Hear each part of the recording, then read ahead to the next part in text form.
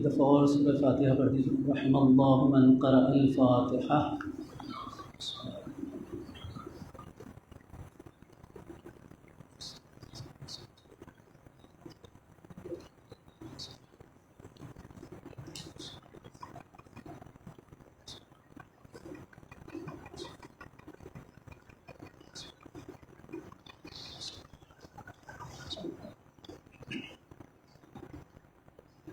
اعوذ باللہ من الشیطان الرجیم. بسم اللہ الرحمن الرحیم. نحمده ونستعینه ونستغفره ونتوسل الیہ ونتوکل علیہ ونصلي ونسلم على خيرة خلقه حافظ سره ومبلغ رسالاته سيدنا ونبينا ومولانا أبي القاسم مصطفى محمد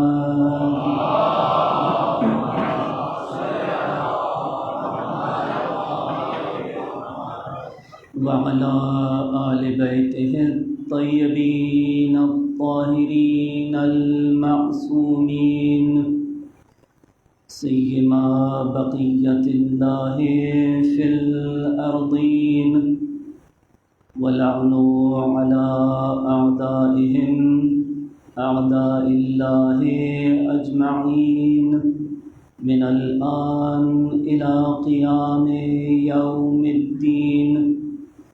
أما بعد فقد قال الله تبارك وتعالى في محكم كتابه الحكيم وهو أصدق القائلين.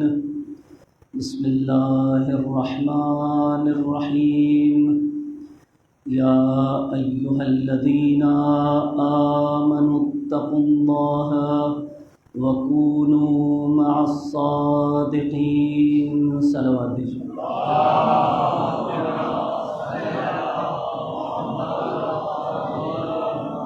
ایک مرتبہ دوبارہ سے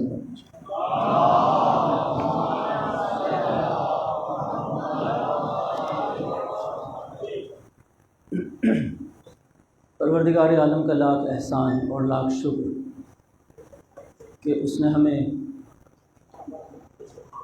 یہ ساعت نصیب کی اور ہمیں یہ فرش اعضا پر بیٹھنا اور آنا اور اس فرش اعضا سے فیض حاصل کرنا نصیب فرمائے. پروردگار سے دعا ہے، آج شب جمعہ بھی ہے، آج شب جمعہ کی بھی مناسبت ہے. پروردگار عالم سے دعا ہے دستبستہ کہ اس فرش اعضا اور اس عزائے سید الشہداء کا جو فیض ہے اس سے ہمیں دنیا اور آخرت میں بہرمند ہونے کی توفیق عطا فرمائے. واقعاً اس کی معرفت کے ساتھ ہمیں یہ غم منانے کی توفیق عطا فرمائے اور اپنی آخری حجت کے ظہور میں تعجیل کے لیے ایک بلند صلوات نہ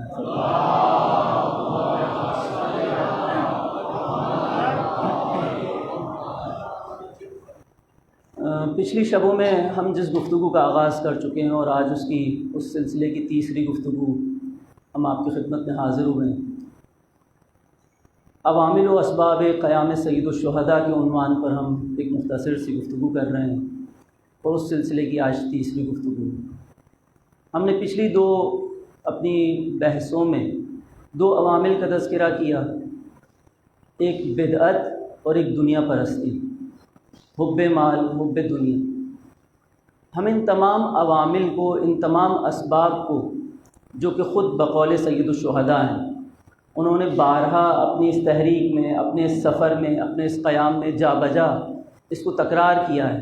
اپنے خطبات میں، اپنے ناموں میں، اپنی ملاقاتوں میں اس کو تذکرہ کیا ہے. یہ وہ قیام کے اصلی اسباب ہیں جو کہ خود حضرت نے بیان فرمائے ہیں، اور یہ اس لیے بہت زیادہ اہم ہیں کہ ہم اس پر اس لیے متوجہ ہوں کہ کہیں آنے والے زمانوں میں اور ہمارے زمانے میں تو یہ نشانیاں اور یہ علامتیں کہیں پائی نہیں جاتی، کہ دوبارہ معاشرہ اس سطح پر پہنچ جائے کہ کسی حسین ابن علی کا سر دوبارہ نیزے کی بلندی پر جانے کے لیے تیار ہے۔ اس لیے ائمہ نے یہ باتیں، یہ علامتیں، یہ تمام چیزیں ہمارے گوش گزار کی ہیں اور تاریخ میں ثبت ہوئی ہیں۔ یعنی قرآن کے اندر، کلام معصومین میں یہ تمام چیزیں جو بارہا تذکرہ ہو رہی ہیں، یہ اسی لیے ہیں کہ اس سے عبرت حاصل کی جائے، اس سے سبق حاصل کیا جائے۔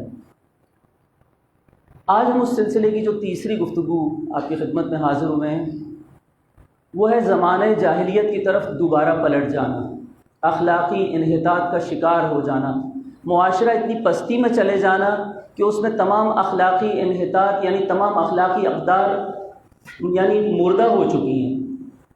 سید الشہداء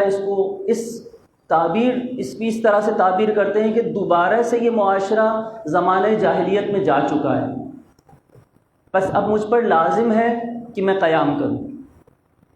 آپ ارشاد فرماتے ہیں کہ معاشرہ دوبارہ سے 70 سال پیچھے جا چکا ہے، یعنی سن 60 ہجری میں کربلا وقوع پذیر ہو رہا ہے اور سن 10 ہجری میں رسول خدا اس دنیا سے کوچ کر رہے ہیں، اور اس عرصے میں 50 سال کا عرصہ ہے۔ بس 20 سال اگر پیچھے چلے جائیے تو رسول خدا کی مبعوث ہونے کا دور ہے، بس یہ کل دور 70 سال پر مشتمل ہے، جس کو سید الشہداء اس انداز میں بیان کر رہے ہیں کہ تم لوگ واپس زمانہ جاہلیت میں یعنی 70 سال پیچھے جا چکے ہو۔ کیا مطلب 70 سال پیچھے جا چکے ہو؟ کیا ہو گیا تھا زمانہ جاہلیت میں جو اس طرح سے تعبیر کیا جا رہا ہے؟ آخر کیا مشکل تھی زمانہ جاہلیت کے اندر؟ زمانہ جاہلیت میں ایک بت پرستی ہی مشکل تھی، اور کیا تھا؟ نہیں، فقط بت پرستی نہیں تھی، بت پرستی کے ساتھ ساتھ بہت ساری دوسری مشکلات بھی موجود تھیں۔ یعنی ایک خدا وجود نہیں رکھتا تھا، بہت سارے الہ وجود رکھتے تھے، بہت سارے معبود وجود رکھتے تھے۔ یہ جو ہم کلمہ پڑھتے ہیں بہت آسانی سے اور بہت روانی سے اس سے گزر جاتے ہیں، اور اس کے الفاظ پر غور کرنے کے لیے کبھی ہم توجہ نہیں کر پاتے۔ اصولی طور پر علماء اس پہ زیادہ توجہ کرنے کی تاکید کرتے ہیں۔ فرماتے ہیں کہ چونکہ اصول دین میں تقلید نہیں ہے، اس لیے اصول دین کو خود اپنی عقل سے ثابت کرنا ہے، خود اپنے لیے۔ اصول دین یعنی توحید، عدل، نبوت، امامت، قیامت، یہ 5 ہمارے اصول دین۔ اگر یہ میرے اپنے لیے ثابت نہیں ہیں دلیل سے، تو پھر میں کہیں نہ کہیں زندگی میں جا کر کسی نہ کسی مشکل کا شکار ضرور ہو جاؤں گا اعتقادی طور پر۔ گو کہ میں ایک شیعہ گھرانے میں پیدا ہوا ہوں، آبا میرے مسلمان تھے، آبا میرے شیعہ رہے تھے، لیکن یہی مشکل تو زمانہ جاہلیت میں بھی تھی، جس کو خدا اور قرآن کہہ رہا ہے کہ تم اپنے آبا و اجداد کے دین پر قائم مت رہو۔ یعنی کیا؟ وہ بت پرستی کرتے تھے تو ہم بھی بت پرستی کرتے ہیں، پھر کیا مشکل ہے؟ نہیں، رسول خدا آ کر کہہ رہے ہیں کہ نہیں، آبا و اجداد کے دین پر مت رہو۔ اب میں کہہ رہا ہوں کہ قولوا لا الہ الا اللہ تفلحوا، اس کی نشانیاں بھی بتا رہا ہوں، اس کو سمجھو، عقل سے، منطق سے، دلیل سے، اپنے ارد گرد نشانیوں کو دیکھو کائنات میں، اور پھر ایمان لے کر آؤ، پھر ایمان لے کر آؤ۔ وہ کہ بہرحال سب کے درجات، ایمان کے، اعتقاد کے، یقین کے درجات میں فرق ہوا کرتا ہے، لیکن بہرحال پھر بھی لازم ہے ہر شخص پر۔ ہمارے جوانوں کی ایک مشکل یہی رہی ہے، اور آج کل دشمن بھی اس ہماری مشکل اور اس ہماری صورتحال سے بہت زیادہ فائدہ اٹھاتا ہے۔ چند سوال کھڑے کرتا ہے ہمارے عقائد پر، چند سوال کھڑے کرتا ہے ہماری عزاداری پر، اور ہم ہوا میں تنکے کی طرح بعض اوقات مشکوک ہو جاتے ہیں۔ بہت سخت سوال ہوا کرتے ہیں، ایسی بات نہیں ہے کہ بہت آسان سوال ہے۔ یہ تو خدا کا لاکھ احسان ہے، اور احسان ہے سید الشہداء کا کہ اس فرش عزا کے صدقے میں ہمیں بار بار دین کی طرف آنے کی دعوت دی جاتی ہے، اور ہم ہر سال اس عزائے سید الشہداء کے بہانے سے کچھ نہ کچھ دین کی مد میں حاصل کرتے رہتے ہیں۔ وگرنہ اگر خدا نہ خواستہ دوسری قوموں کی طرح ہمارے پاس یہ فرش ازاں نہ ہوتا تو ہم دین کے معاملے میں ذرا کمزور ٹھہرتے. بس دین کو دلیلوں سے حاصل کرنا ہے. ایک مثال آپ کی خدمت میں عرض کرتا ہوں. ایک دفعہ درود بھیجیے محمد و آل محمد.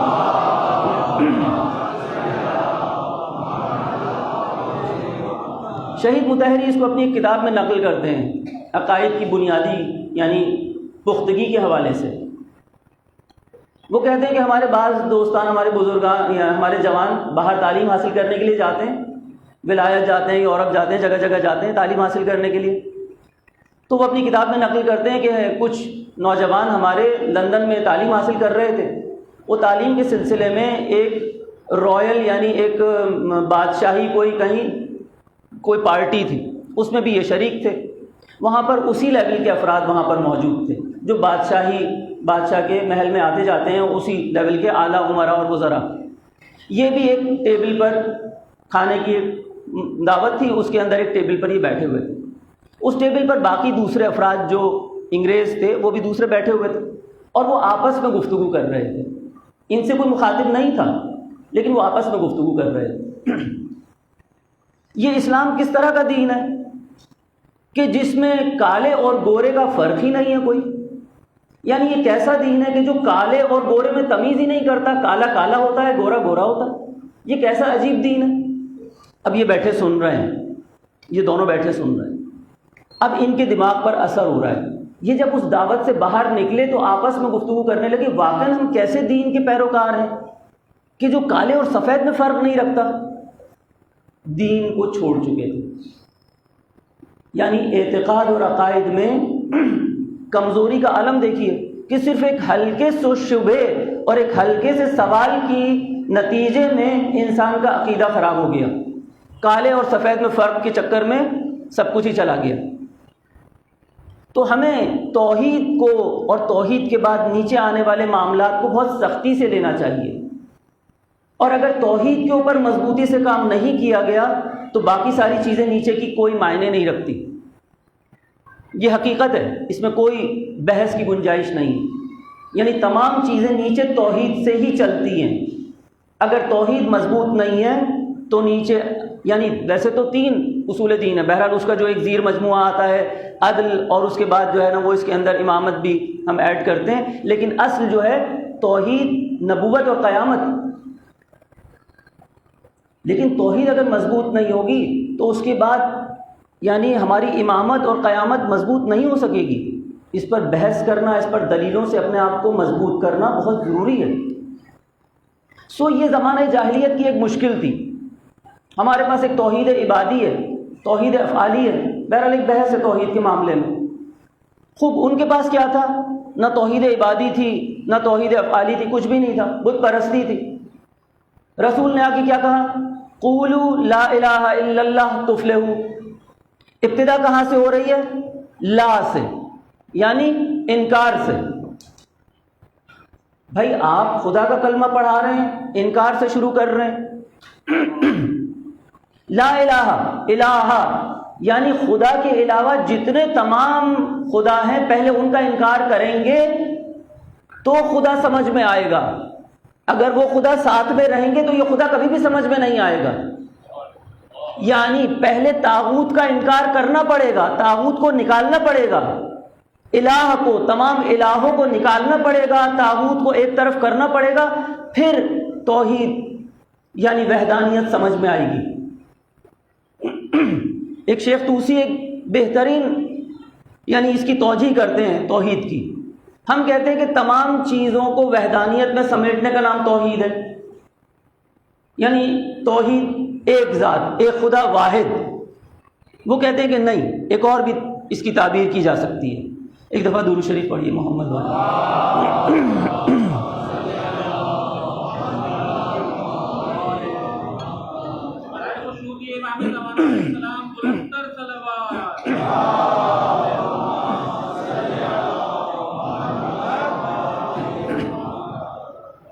شیخ طوسی اس کی ایک اور طرح سے تعبیر کرتے ہیں. وہ کہتے ہیں کہ یہ تعبیر تو ٹھیک ہے، کہ خدا واحد ہے، یکتا ہے، ایک ہے، یہ توحید ہے، ٹھیک. لیکن ایک اور طرح سے تعبیر کی جا سکتی ہے. یعنی میں کائنات کو دیکھتا ہوں، بہت ساری چیزیں کائنات میں، میں خود ہوں، میرے ماں باپ ہیں، میرے بہن بھائی رشتہ دار، یہ کائنات بھری پڑی ہے. ان تمام چیزوں کو ایک ذات کی طرف پلٹاتا ہوں، ایک ہی ذات کے زمرے میں، ایک ہی ذات کے عکس میں ان سب کو دیکھتا ہوں.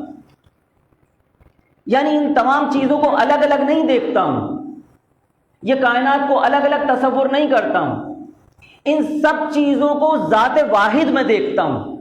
یہ توحید ہے.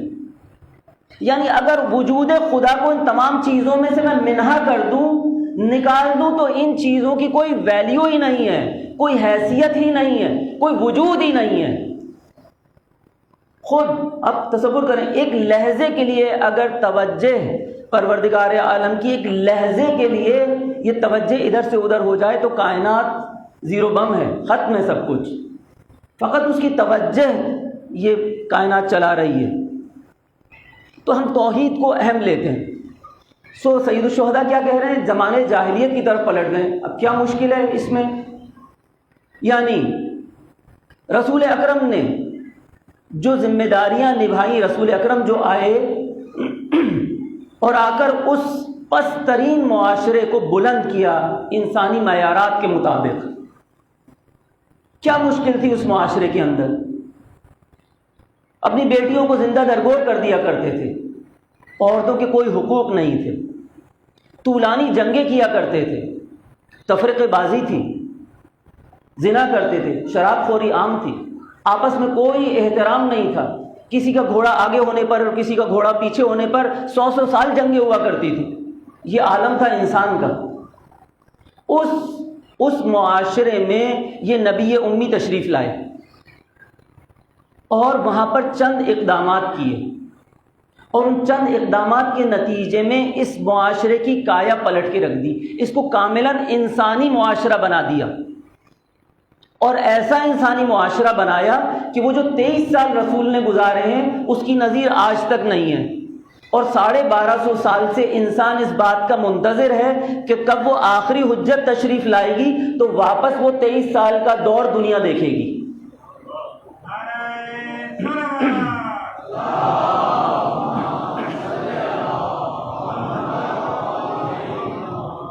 چند اقدامات رسول نے وہاں انجام دیے. پہلا قدم اعتقادی، لا الہ الا اللہ، یعنی تمام معبودوں کو، طاغوت کو ہٹائیے، اس کے بعد ایک معبود کی پرستش کیجیے. یہ اعتقادی اقدام سب سے پہلا اقدام تھا. اس کے بعد دوسرا اقدام اخلاقی اقدام. اخلاقی اقدام کیا تھا؟ یعنی جھوٹ نہ بولو، تہمت نہ لگاؤ، ایک دوسرے کو برا بھلا نہ بولو. دوسرے مرحلے میں خود اپنے ذات سے بھی ثابت کیا.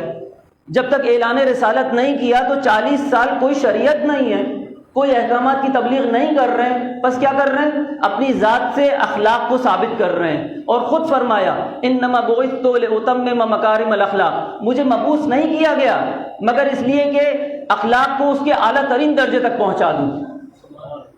یعنی عجیب نہیں ہے کہ وہ لوگ جو محمد کے جانی دشمن ہیں، شب ہجرت آپ دیکھیں، رسول خدا ان سے اپنی جان بچا کر مدینے سے نکل رہے ہیں اور وہ ننگی تلواریں لے کر کھڑے ہوئے ہیں اور امیر المومنین کو اپنے بستر پر سلا کر جا رہے ہیں، لیکن انہی لوگوں کی امانتیں اسی محمد کے پاس ہیں. عجیب نہیں ہے؟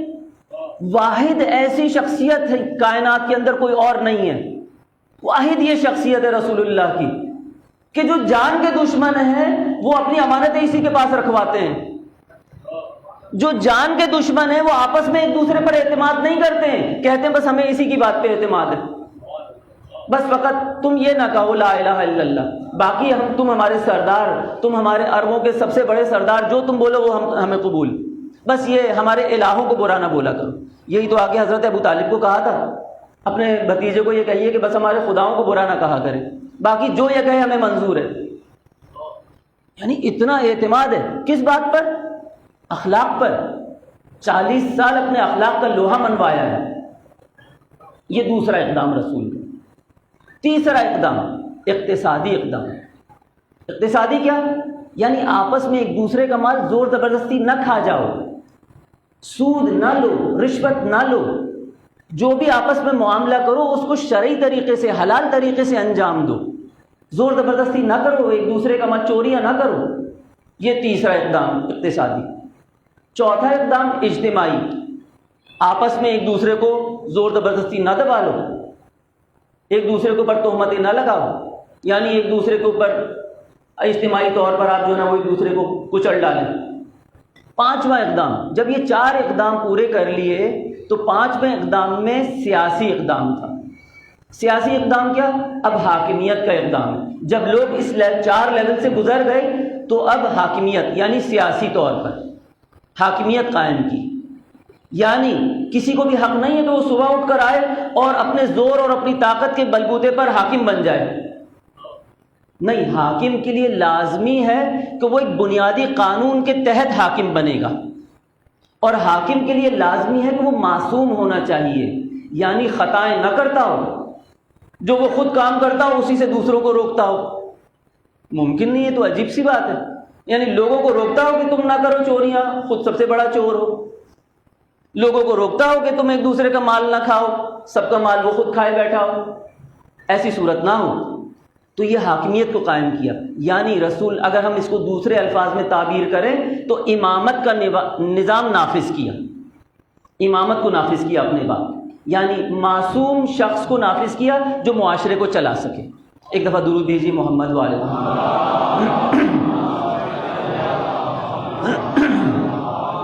ایک دفعہ اور درود بھیجیے محمد والے۔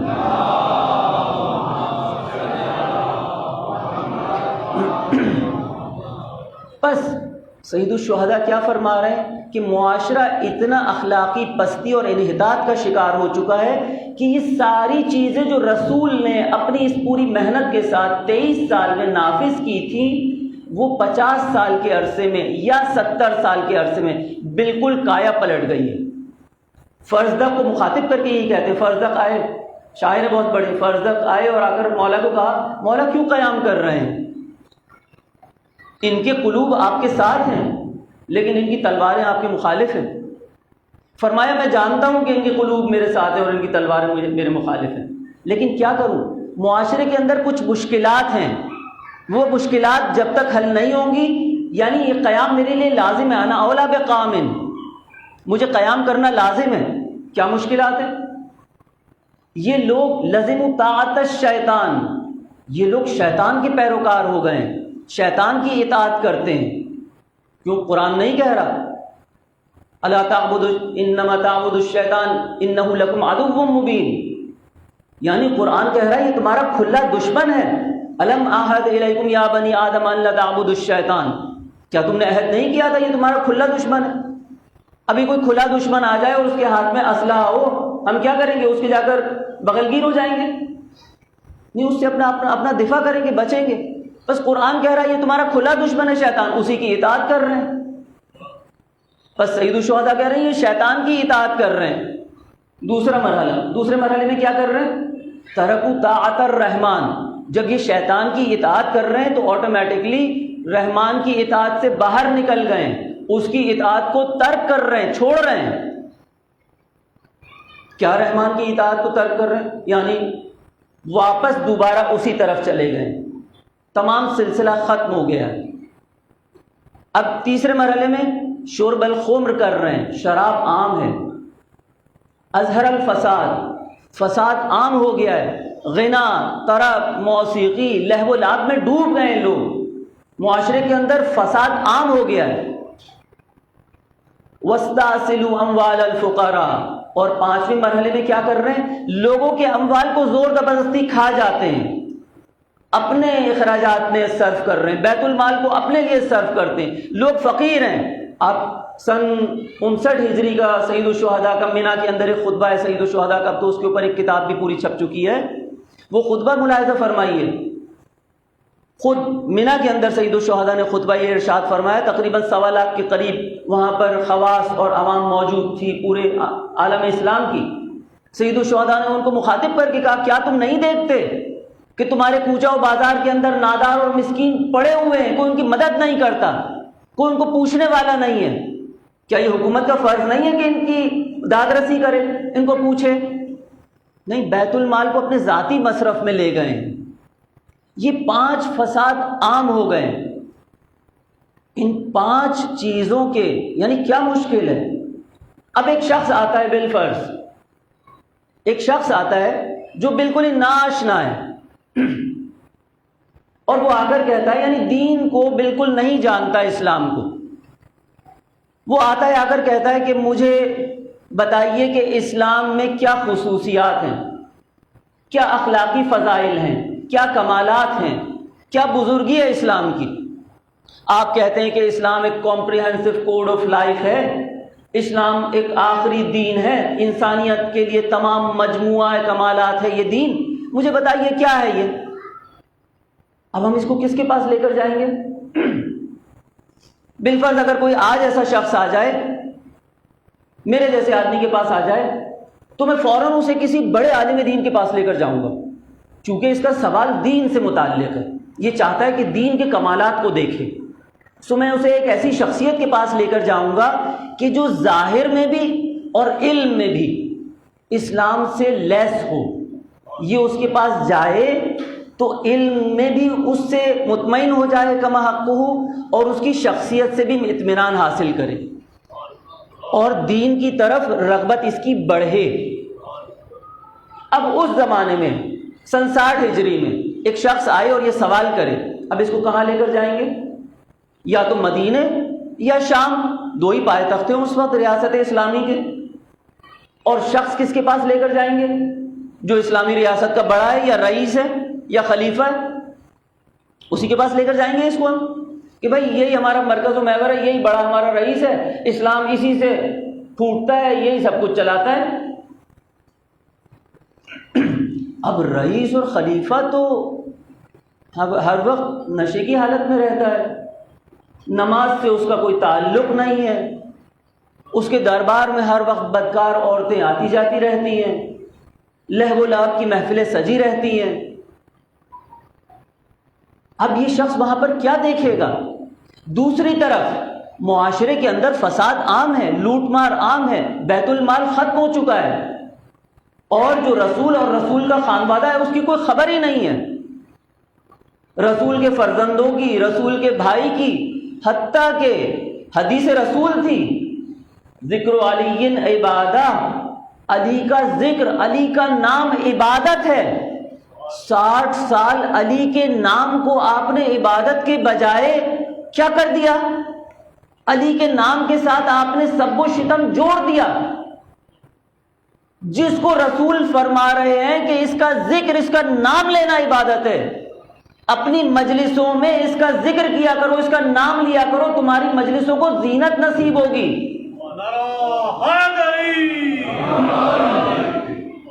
60 سال تک اس کے نام کے ساتھ آپ نے واجب قرار دے دیا کہ ممبروں سے سب و شتم ہو، یعنی معاشرے کو آپ نے بالکل الٹ کے رکھ دیا ہے، برعکس کر دیا ہے، جو رسول فرما کر گئے تھے اس سے بالکل برعکس کر دیا ہے آپ نے، یعنی دین کی کایا پلٹ دی ہے۔ اب ہم اس کو کیا لیں؟ یعنی یہ زمانے جاہلیت میں چلے گئے ہو تم، بلکہ زمانے جاہلیت سے بدتر ہو گئے ہو تم۔ امام باقر علیہ الصلوۃ والسلام فرماتے ہیں،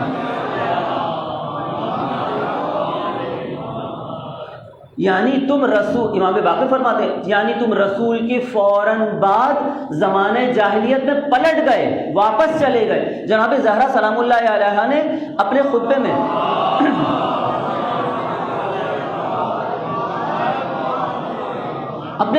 فرمایا تم لوگ زمانے جاہلیت میں واپس پلٹ گئے ہو اتنی جلدی۔ جناب زہرا کا دور تو فوراً رسول خدا کے فوراً بعد کا دور ہے، یعنی وہیں جناب سیدہ نے اس کو باور کر لیا تھا اور اس کو ارشاد فرما دیا تھا لوگوں کے لیے، چونکہ آپ نے ارشاد فرمایا تھا کہ غدیر نے کسی کے لیے کوئی حجت باقی نہیں چھوڑی ہے۔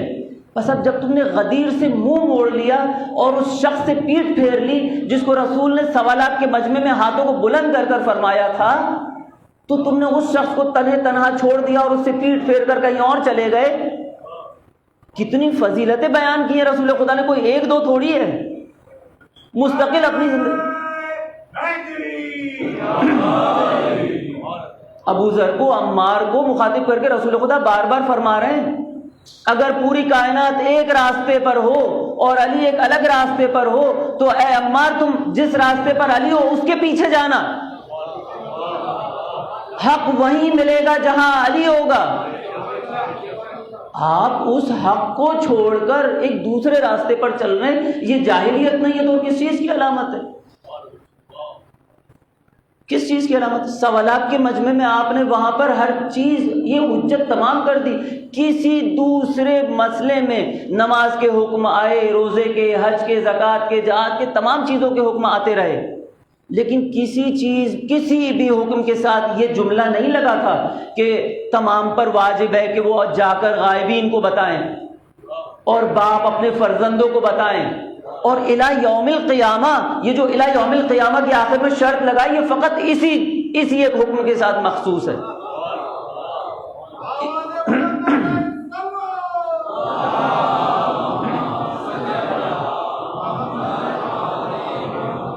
آپ نے اس اتنے اہم ترین پیغام کو چھوڑ کر کچھ لوگ جمع ہو کر اور ایک کہیں اور سمت اختیار کر لی، بس اتنی جلدی آپ جاہلیت کی طرف واپس پلٹ گئے۔ تو 50 سال کے بعد تو آپ جاہلیت میں بہت زیادہ عروج پہ پہنچ چکے تھے، جبھی تو فرزند رسول اللہ جو کاندھوں کا سوار تھا، رسول اللہ کی دوش کا سوار تھا، کس چیز کو رسول نے کہنے کے ساتھ ساتھ عمل بھی کر کے نہیں دکھایا؟ مدینے میں کس نے نہیں دیکھا کہ حسن حسین رسول کی دوش کے سوار ہیں؟ کون اس سے انکار کر سکتا تھا؟ لیکن اگر اس سے بھی انسان نظر انداز ہو جائے اور اس سے بھی انسان لاپرواہ ہو جائے تو یہ واقعاً جاہلیت کی علامت ہے۔ یعنی ابو سفیان کہے کہ کوئی خبر نہیں ہے جنت و جہنم کی، لا جنت ولا نار، کھلے عام کہے لا جنت ولا نار، کوئی جنت نہیں ہے۔ یزید اس کا پوتا کہے کہ لائب ہاشم، یہ ان کا ایک کھیل تھا سیاست حاصل کرنے کے لیے، کوئی جنت و دوزخ نہیں ہے، کوئی وحی نہیں آئی، کوئی رسول نہیں آیا۔ آپ بنیاد کو ختم کر رہے ہیں، بنیاد کو آپ ختم کر رہے ہیں۔ جبھی سید الشہداء بار بار اس چیز کا تذکرہ کر رہے ہیں کہ میرے لیے لازم ہے کہ میں قیام کروں، یعنی یہ وہ عوامل ہیں کہ جن کی وجہ سے فقط ایک بیعت مطالبہ سید الشہداء کے لیے اتنا وہ نہیں تھا کہ آپ آ جاتے اور اہل حرم کو لے کر آ گئے میدان کربلا میں۔ تمام صورتحال شدت اختیار کر چکی ہے، معاشرے کی حالت واپس کایا پلٹ چکی ہے، بالکل برعکس ہے۔ حاکم شام کہتا ہے کہ اگر رسمی طور پر اس نے اعلان کیا تھا، حاکم شام نے، کہ اگر میرے بس میں ہوتا تو میں آذان میں سے جو رسالت کی گواہی ہے اس کو نکال دیتا۔ ہم امیر شام نہیں کہتے، میں بہرحال نہیں کہتا ہوں، کیونکہ امیر فقط ایک ہی ہے، امیر کائنات، اس کے علاوہ کوئی امیر نہیں ہے۔ حاکم بہت سارے ہوں گے لیکن امیر فقط ایک ہی ہے۔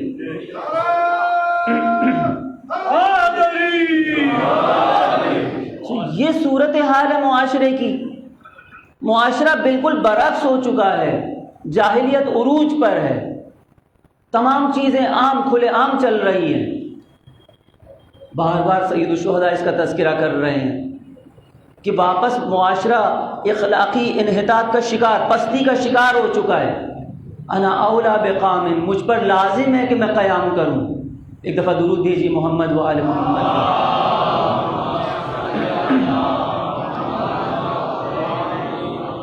آج شب جمعہ بھی ہے، شب جمعہ کی مناسبت بھی ہے، وقت کے امام کے ساتھ منسوب ہے یہ شب۔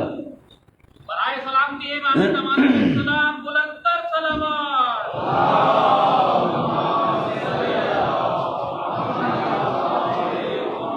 مولا آپ اصل میں پرسہ دار ہیں، آپ اس پرسے کو قبول کرنے والے ہیں۔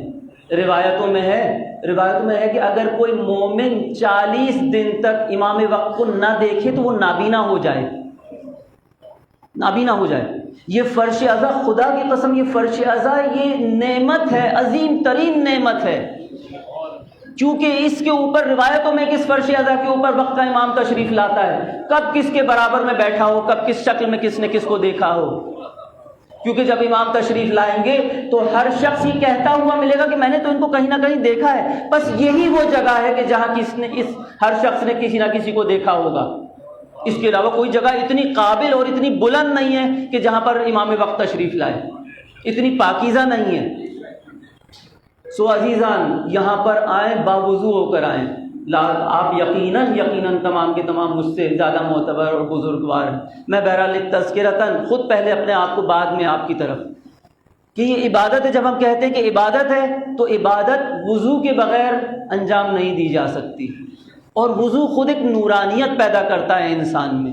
بارہا تذکرہ کیا گیا ہے، علماء فقہا کہتے ہیں کہ زیادہ تر دائم الوضو رہیے، خود انسان میں ایک نورانیت پیدا کرتا ہے۔ آج کا جو دور ہے جس کے اندر بہت زیادہ مشکلات ہیں، تو وضو ایک ایسا نور ہے جو ہمیں بہت ساری مشکلات سے خود بخود آٹومیٹکلی بچاتا ہے۔ سو یہ وہ جگہ ہے کہ جہاں وقت کا امام تشریف لاتا ہے، اور ہم پرسہ دینے آئے ہیں، اور وہ پرسہ لینے آیا ہے۔ بس مولا ہمارا حق ہے کہ ہم آپ کو پرسہ دیں اور آپ ہمارا پرسہ قبول کیجیے۔ آپ ہمارا پرسہ قبول کیجیے۔ فرماتے ہیں، زیارت ناہیہ میں فرماتے ہیں، اے میرے جد، میں صبح و شام آپ پر خون کے آنسو بہاتا ہوں، خون کے آنسو بہاتا ہوں۔ سید مرتضیٰ سے ان کے طالب علم نے کسی نے پوچھا کہ یہ جو مولا نے فرمایا ہے زیارت ناہیہ میں کہ میں، اے میرے جد، میں آپ پر خون کے آنسو بہاتا ہوں، کیا یہ ممکن ہے؟ کون خون کے آنسو بہا سکتا ہے؟ تھوڑی دیر سید مرتضیٰ نے اپنے چہرے کو نیچے کیا اور رومال اپنی آنکھوں پر لگایا۔ تھوڑی دیر کے بعد وہ رومال جو اس کو دکھایا تو اس میں تھوڑی سی لالی لگی ہوئی تھی، تھوڑا سا خون لگا ہوا تھا۔ کہنے لگے کہ اگر میں اپنے دل میں، اپنے خیال میں شام اور کوفہ کے منظر کو لاؤں تو میرے جیسے کی آنکھوں سے خون برسنے لگے۔ وہ جو کوفہ اور شام کے مناظر کو اپنے آنکھوں سے دیکھ رہا ہو، وہ کیسے خون نہیں بہائے گا؟ پوچھنے والے نے پوچھا، مولا کس مصیبت پر آپ خون کے آنسو بہاتے ہیں؟ کیا آپ کے چچا عباس کے بازوؤں کی مصیبت ایسی ہے کہ جس پر آپ خون کے آنسو بہاتے ہیں؟ کیا کڑیل جوان علی اکبر کے سینے میں برچھی کے پھل لگنے کی مصیبت ایسی ہے کہ جس پر آپ خون کے آنسو بہاتے ہیں؟ کیا آپ کے جد امام حسین کے خشک حلقوم پر خنجر کے پھرنے کی مصیبت ایسی ہے کہ جس پر آپ خون کے آنسو بہاتے ہیں؟ کیا قاسم کے پارا پارا بدن کی مصیبت ایسی ہے کہ جس پر آپ خون کے آنسو بہاتے ہیں؟ فرمایا نہیں، ان میں سے کوئی بھی مصیبت نہیں۔ پھر مولا کس مصیبت پر آپ خون کے آنسو بہاتے ہیں؟ میں اپنی پھوپھی کے کوفہ و شام کے بازار میں جانے کی مصیبت پر خون کے آنسو بہاتا ہوں۔ اے مولا، میں ہاتھوں کو جوڑ کر آپ سے عرض کرتا ہوں، آپ تو اس عالم معنی میں برداشت نہیں کر پاتے، خون کے آنسو بہاتے ہیں۔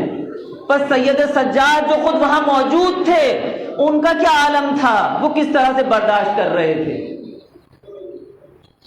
یہ کوفہ و شام کے مناظر، یہ مناظر عجیب ہیں۔ یہ عجیب لوگ تھے جو ان اسیروں کو لے کر ان تمام منازل سے جا رہے تھے۔ خود سید الشہداء نے وہاں شمر کو مخاطب کر کے کہا، کیا تو مجھے جانتا نہیں ہے کہ میں کون ہوں؟ میں تیرے نبی کا نواسا ہوں، میں فاطمہ زہرا کا لاڈلا ہوں، کہا میں جانتا ہوں۔ خوب یہ جاننے والے لوگ تھے، یہ جانتے بوجھتے یہ کام کر رہے تھے۔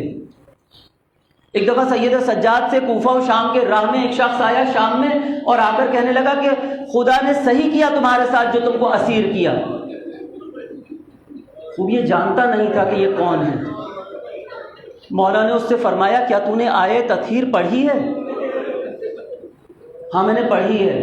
کیا تو نے آیے مودت پڑھی ہے؟ ہاں میں نے پڑھی ہے۔ پھر تو نے غور نہیں کیا، انصاف نہیں کیا۔ یہ جو دونوں آیتیں شان، جس کی شان میں نازل ہوئی ہیں وہ ہم ہیں، ہماری شان میں یہ نازل ہوئی ہیں یہ آیتیں۔ سر پیٹنے لگا، سر پیٹتا ہوا چلا گیا۔ اہل حرم کے قافلے کو ہر اس جگہ سے گزارا گیا کہ جس جگہ پر لوگوں کا ہجوم ہوا کرتا تھا۔ شہروں کو، قریہ قریہ کو سجایا گیا، باب الساعات کو سجایا گیا باقاعدہ۔ یہ مشہور ترین دروازہ تھا شام کا کہ جہاں پر بہت زیادہ رش ہوا کرتا تھا، اس کو باقاعدہ طور پر سجایا گیا۔ گرد و نواح کے لوگوں کو باقاعدہ دعوت دی گئی کہ اسیروں کا قافلہ آ رہا ہے۔ جو باغی تھا، جس نے بغاوت کی تھی حاکم کے خلاف، اس کے اہل حرم کو ہم لائے ہیں۔ خروج کیا تھا اس نے حاکم کے خلاف۔ باب الساعات پر گھنٹوں کھڑا رکھا گیا، بعض روایتوں میں ہے کہ 2 یا 3 دن تک کھڑا رکھا گیا۔ اس کے بعد ان کو داخل کیا گیا۔ یہودیوں کے بازار سے گزارا گیا ان کو. یہ وہ خواتین کہ آپ دیکھیں کہ دربار میں داخل ہونے کا وقت عجیب ہے. 700 کرسی نشین اندر بیٹھے ہوئے ہیں اور اہل حرم سیدانیاں، علی کی بیٹیاں، علی کی بہویں ہاتھ رسن بستہ کھڑی ہوئی ہیں ان کے سامنے. اور شمر لعین یزید کو مخاطب کر کر ایک ایک کا نام لے کر وہاں پر پکارتا ہے، جس کو کبھی حسین نے بھی نام لے کر نہیں بلایا تھا زینب کو، اس کو شمر وہاں نام لے کر مخاطب کر رہا ہے. اے مولا، آج شب جمعہ ہے، آج آپ کی نسبت سے ابن ارندس ہلی کا مرثیہ ہے. کہتے ہیں عربوں میں مشہور ہے کہ ابن ارندس ہلی کا مرثیہ جہاں پڑھا جاتا ہے وہاں مولا ضرور تشریف لاتے ہیں، وہاں مولا ضرور تشریف لاتے ہیں. ایک ذاکر کہتا ہے کہ میں ایک عرصے سے اس مرثیے کی تلاش میں تھا، اس مرثیے کو ڈھونڈ رہا تھا. ایک دفعہ میں حرم امام حسین میں گیا تو ایک کتاب فروش وہاں پر کتابیں بیچ رہا تھا.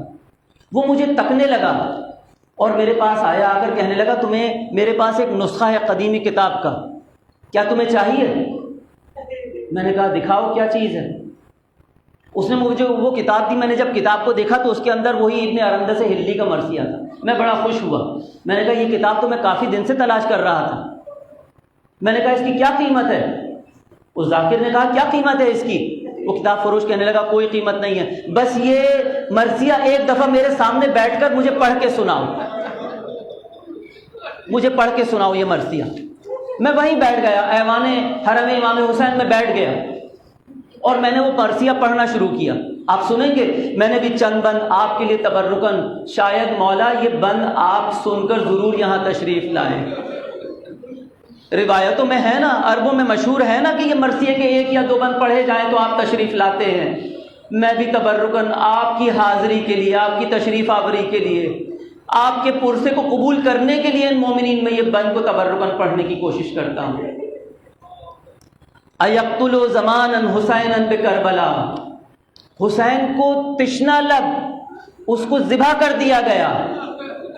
خدا فرماتا ہے اگر ایک انسان کو بے گناہ مار دیا جائے تو گویا پوری انسانیت کو تم نے مار دیا.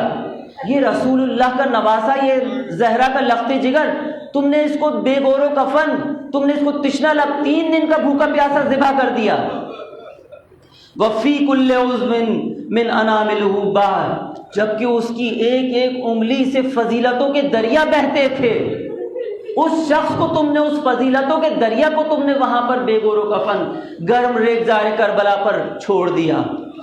ووالدہ الساقی علی الحوض فی غد، اور اس کا باپ کل حوض کوثر پر ساقی ہوگا. جس کی ماں کے مہر میں یہ نہر فرات تھی، تم نے اسی فرات کے پانی سے اس کو محروم کر دیا اور اس کے اہل حرم کو کشاں کشاں پھرایا. اسی مرثیے کے اندر ہے کہ یزید کی بیٹی رملہ پردے کے پیچھے بیٹھی ہوئی تھی اور اس کے کانوں کے گوہر نظر آ رہے تھے اور یتیم حسین کے کانوں سے گوہر چھین لیے گئے. روز محشر جناب سیدہ تشریف لائیں گی اور بے ای ذنب قتلت کی فریاد کریں گی، میرے بیٹے کو کس جرم میں قتل کیا گیا. الا ولعنۃ اللہ علی القوم الظالمین وسيعلم الذين ظلموا أي منقلب ينقلبون. پروردگار، آج شب جمعہ شب مغفرت ہے، شب دعا ہے، شب شفاعت ہے، شب اجابت ہے. اپنی آخری حجت کے صدقے میں، اس فرش عزا کے صدقے میں، اس ذکر سید الشہداء کے صدقے میں، اس اپنی سری ترین شفاعت کی کشتی کے صدقے میں، پروردگار ہمارے مرحومین کی شفاعت فرما، ہمارے شہداء کے درجات کو بلند فرما. جو بیمار و مریض و علیل ہیں ان کو آج کی شب صحت کاملہ و شفاء عاجلہ عنایت فرما.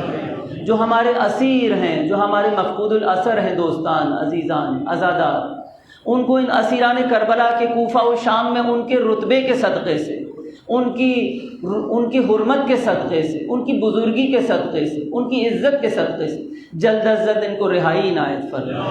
پروردگار ہماری اس قلیل سی عبادت کو اپنی بارگاہ میں قبول فرما۔